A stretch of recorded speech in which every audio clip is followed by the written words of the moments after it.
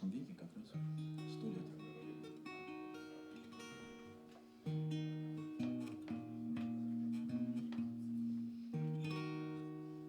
В последний вечер он пил за стаканом стакан. Дрожали свечи, на сцене терзали баян и пели про лету, про бедность, что не порок, но честность поэта в отечестве, что не пророк.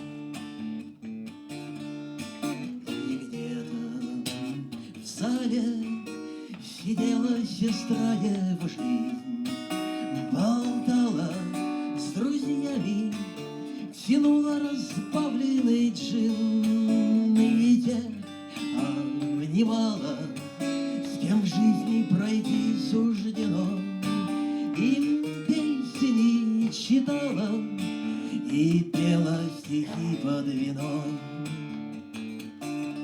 И глаз не подняв, смотрел на себя в жизни той, что ей довольно себя раздарить по одной секунде, минуте, часами в привычном кругу, по столбику ртути, в термометры хворых подруг. И выпив залпом остатки всего, что имел, он, может быть, стал бы, если бы не полетел.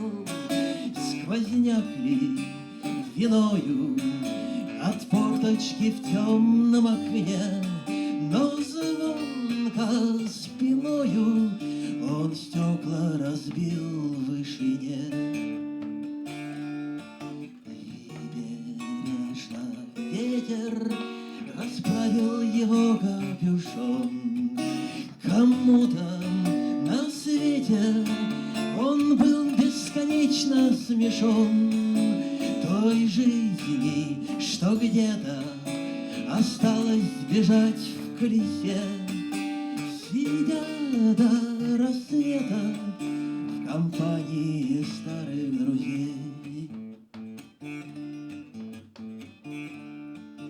В последний вечер осталось разбитым окном, кричали речи и красной пили вино, и пели про веру, надежду, любовь и морковь. Никто не